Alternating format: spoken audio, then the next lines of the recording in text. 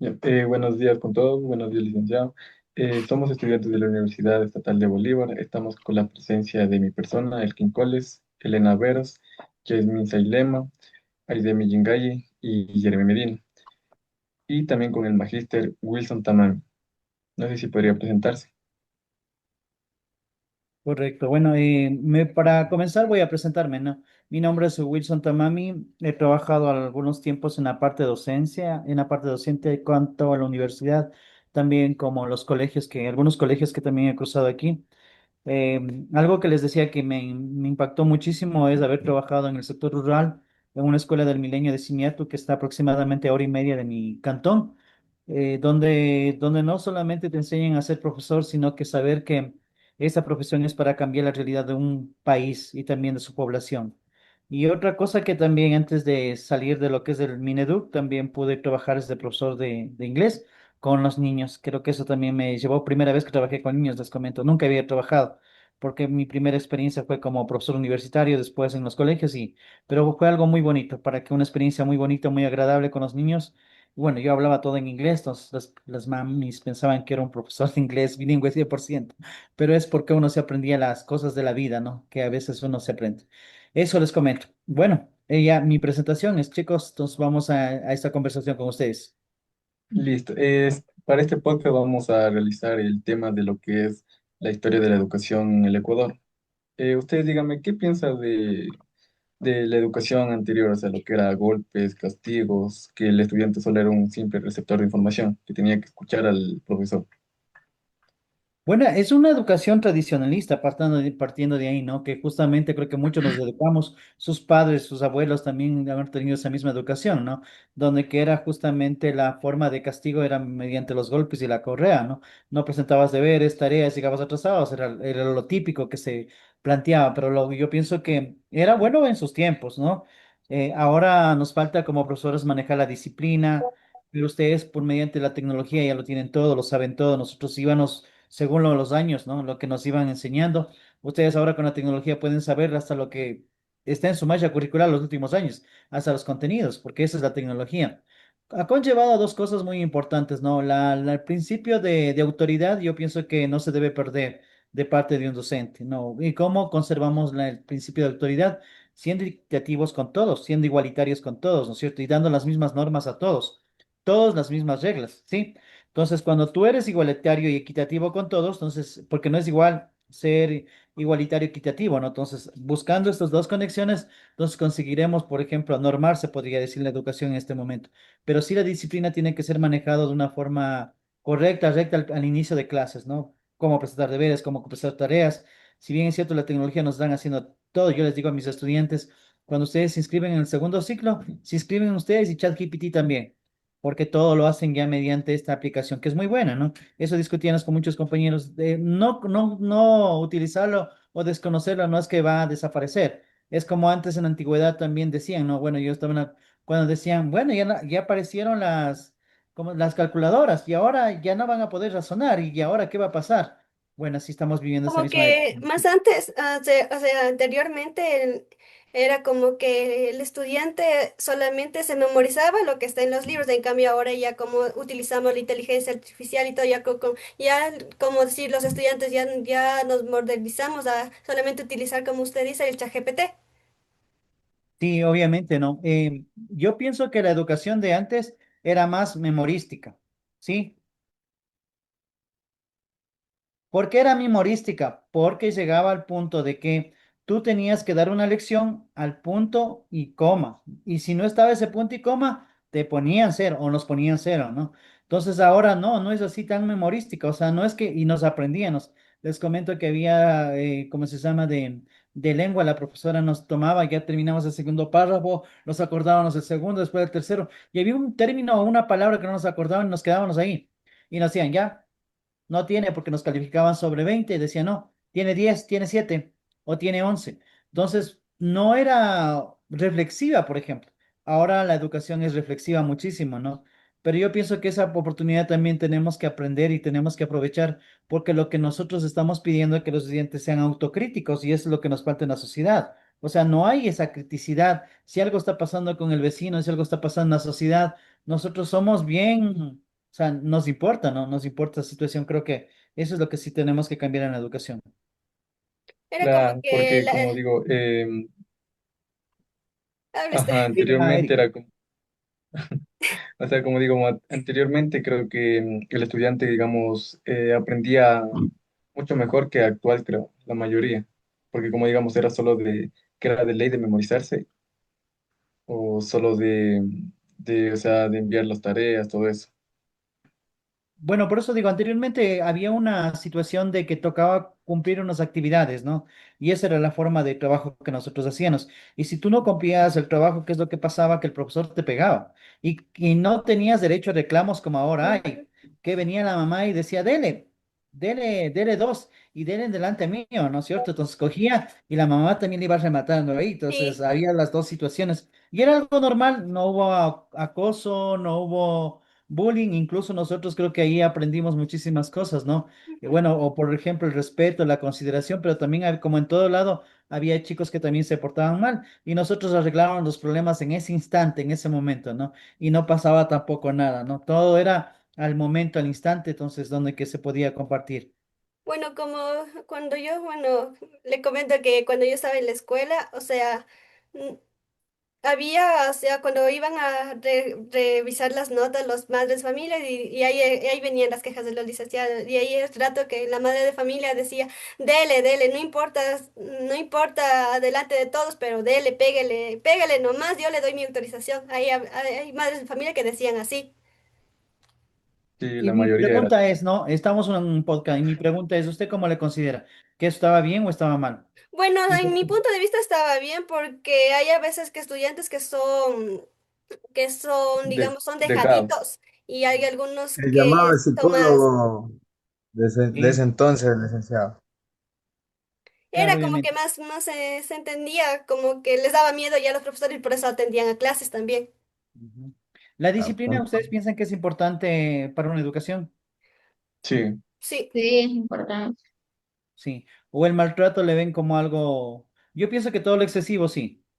Todos o los sea extremos siempre van a ser o malos. sea que el estudiante tenga disciplina, esfuerzo, o sea, motivos para estudiar, Sepa sí es valorar lo bueno, que tiene.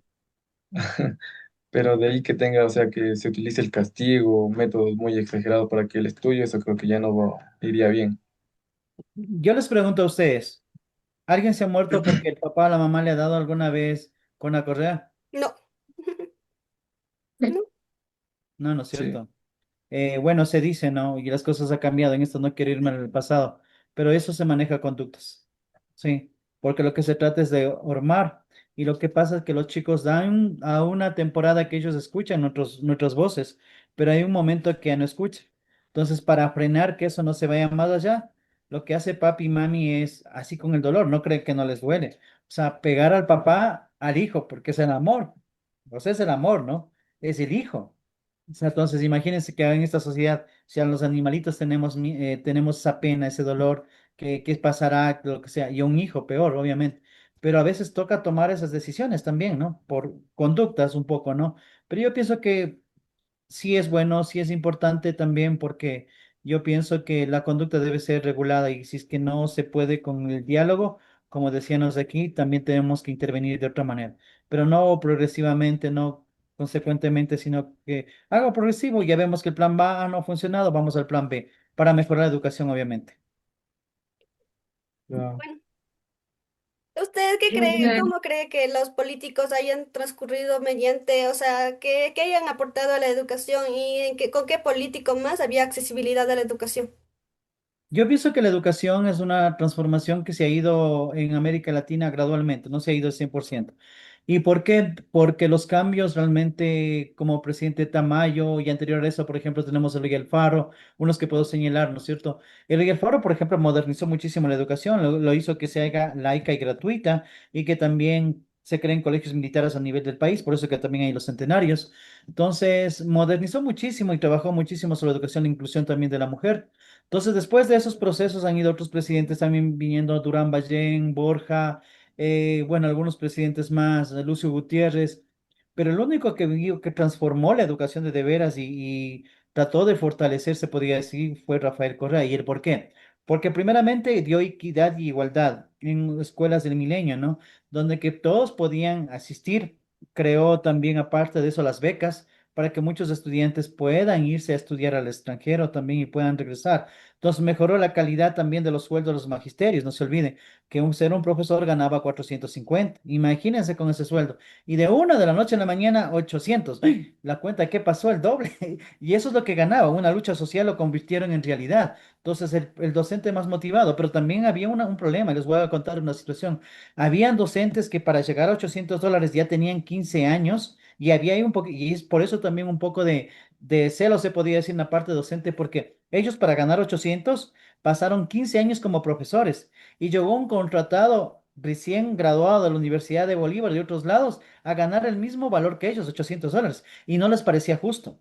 Porque ellos decían, nosotros para ganar esta plata, nosotros hemos sufrido, pero ustedes les pagan de una. Entonces, yo pienso que esa situación también se llama dignificar también la educación, pero también hubo roces, ¿no? Y por eso es que muchos de los profesores también han tenido esa situación de enfrentes entre ellos, ¿no?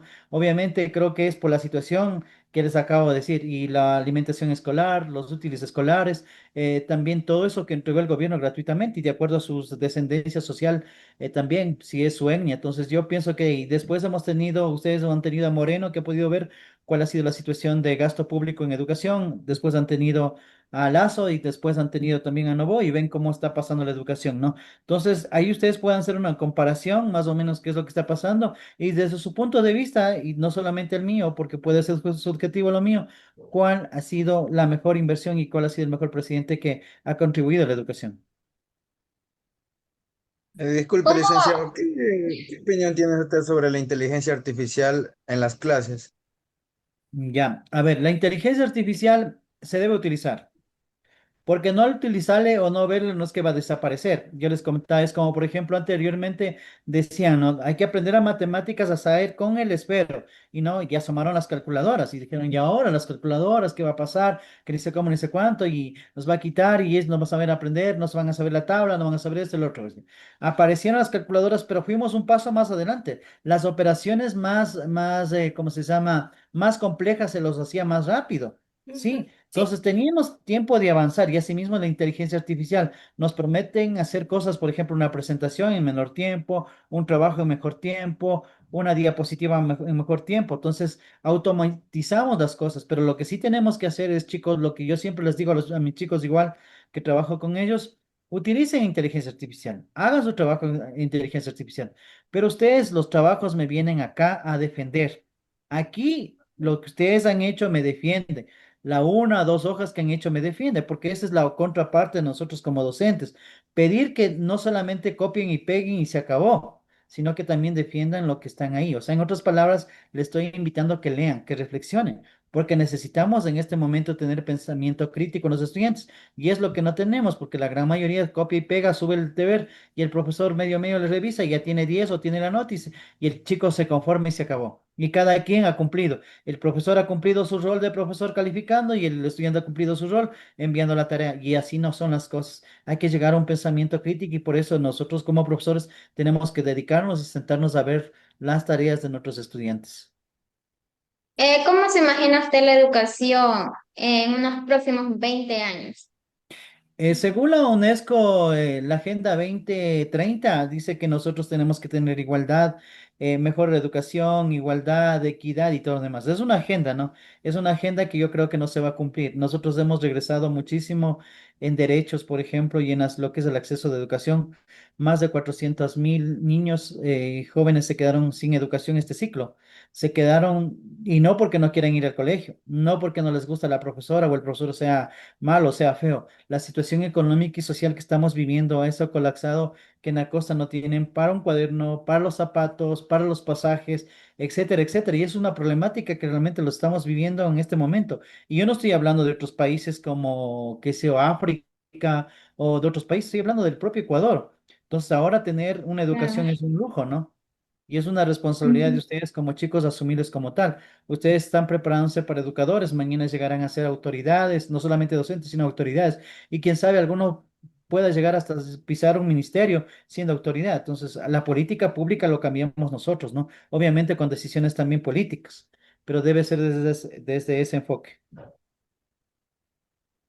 Claro. Afecta la situación económica de las familias en el acceso a la educación. Eh, Mejora muchísimo. Si es por ahí la pregunta, una población, un joven educado, primeramente mejora su condición de vida y también mejora la sociedad. No nos olvidemos que una población que se educa mejora todo su punto de vista. Digamos que no aplica la carrera, ¿no?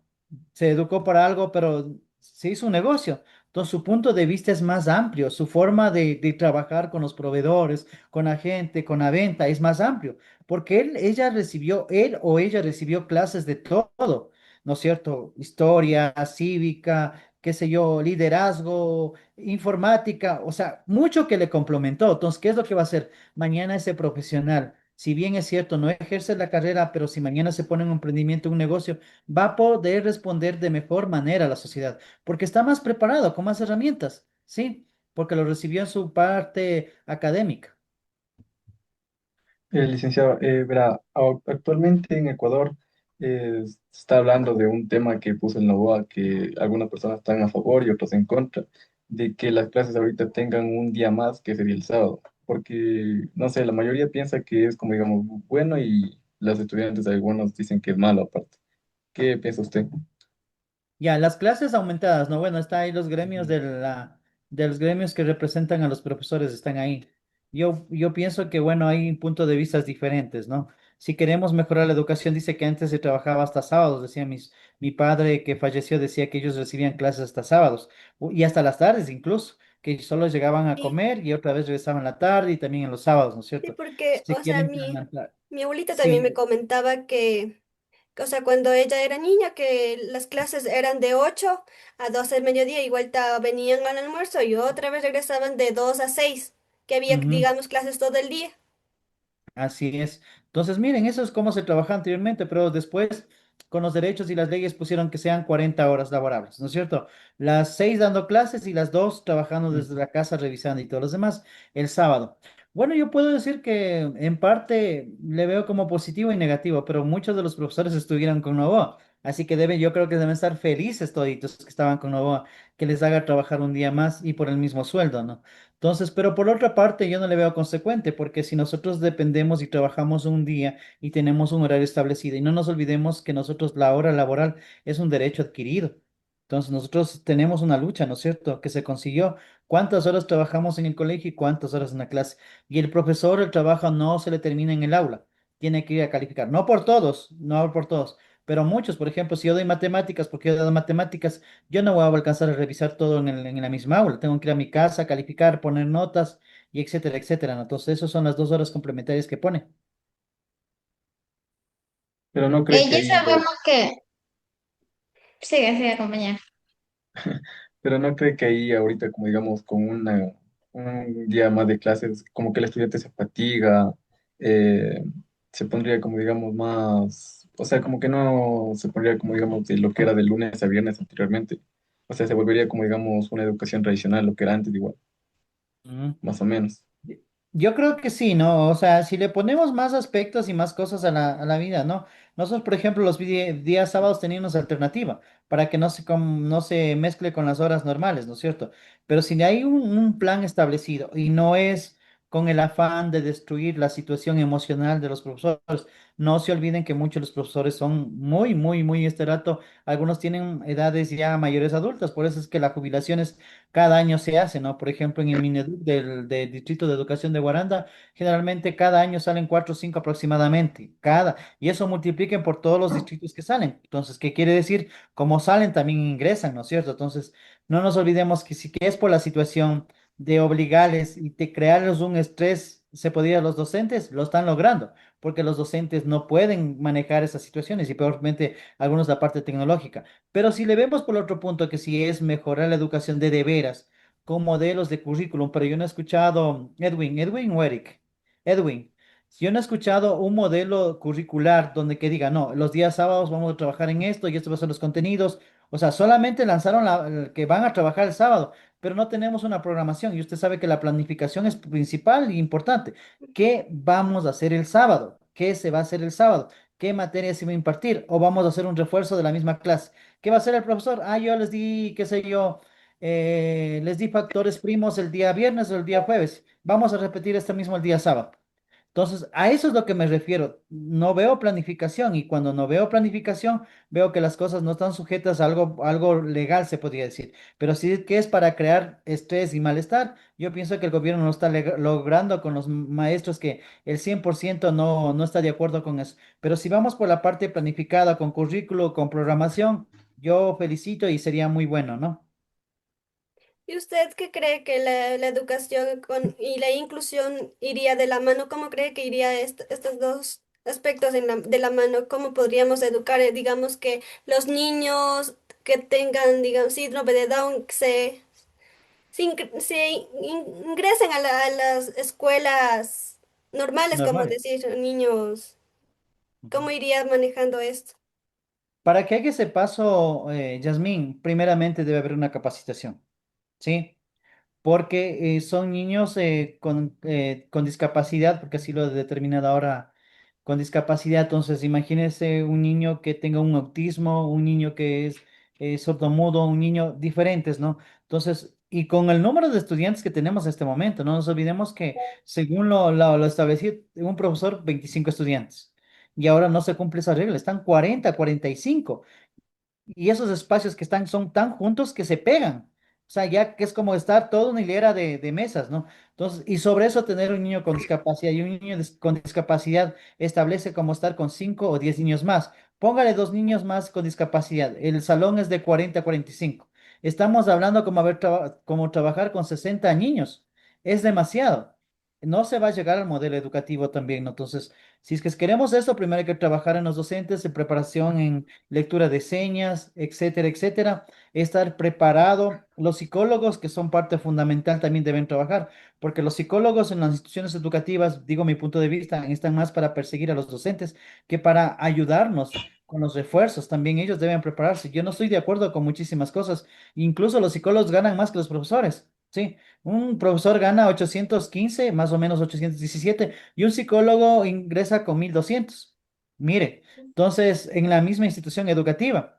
Entonces, yo pienso que en esa situación, con el psicólogo deberíamos trabajar para reforzar esos contenidos, ya que eso se hacía anteriormente cuando no había, ¿no? El DS también, nosotros como profesores tratamos de ir con una trabajadora social, se llamaba en ese entonces, que ella también pasaba con nosotros, trabajaba con nosotros y todo lo demás. Entonces, yo pienso que nosotros tenemos que prepararnos primero, los profesores tienen que estar preparados. No podemos aventarle porque es muy complicado y para eso nacen las escuelas especiales. El gobierno tiene que designar personal, recursos para ponerlos esos estudiantes con personas que conocen esas lecturas y esos trabajos con niños especiales.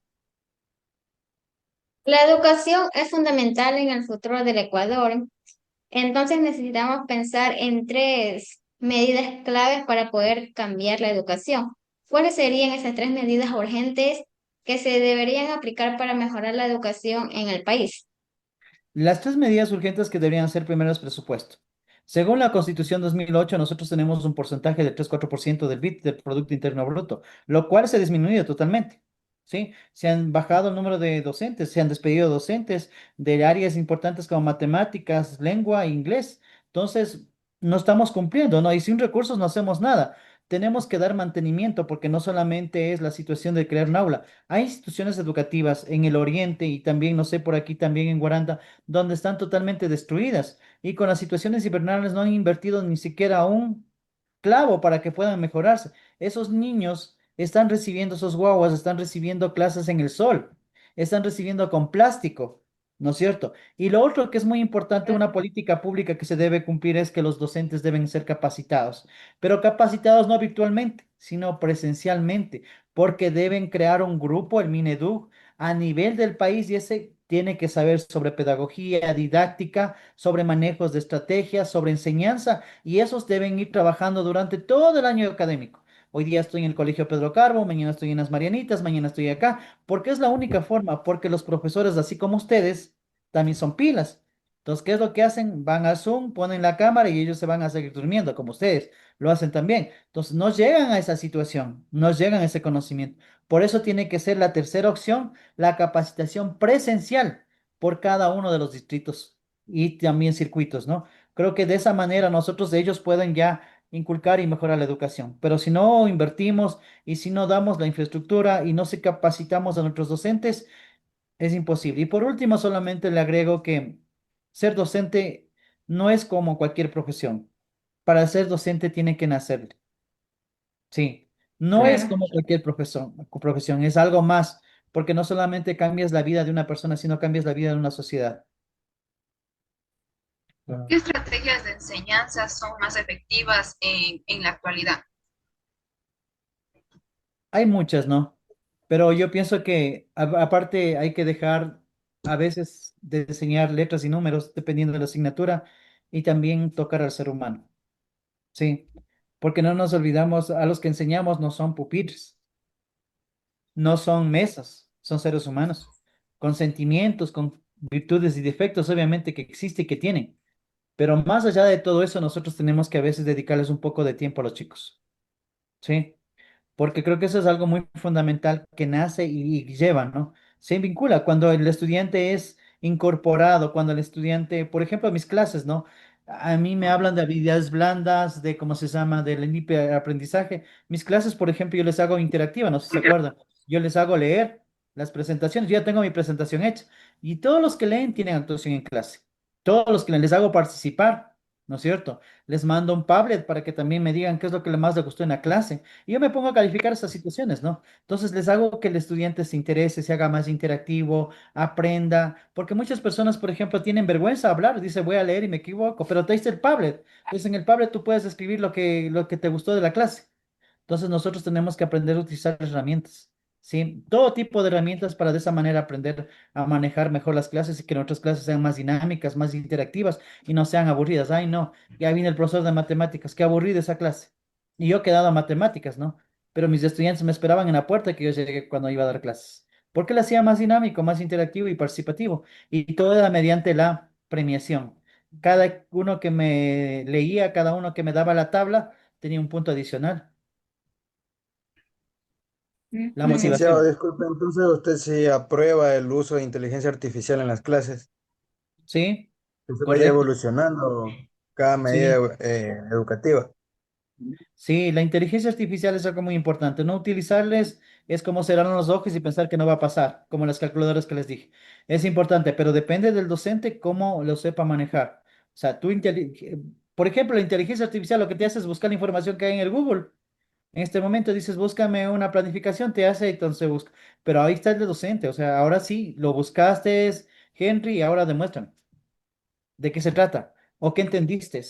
O hazme este rato, pasa la pizarra y muéstrame lo más importante de la asignatura, por ejemplo, de tecnologías. O sea, le hago entonces el estudiante ya no va a coger y decir, bueno, entonces ahí se comienza a revisar y comienza a decir, ah, no, esto te voy a decir, y comienza a leer un poquito, ¿no? Entonces también depende de los docentes. Sí, no podemos quedarnos a un aislado. Ahora la inteligencia artificial hace videos, hace presentaciones, hace mapas mentales, ¿no es cierto? Hace todo. Sí, pero tenemos que nosotros aprender. Si que queremos sacar estudiantes críticos, el estudiante debe decir no. No puedo quedarme solamente a ver presentar el deber, tengo que ir más allá. Y el profesor también tiene que hacer un seguimiento más. O sea, para eso tenemos muchas inteligencias artificial que ven los plagios y todo lo demás, ¿no es cierto?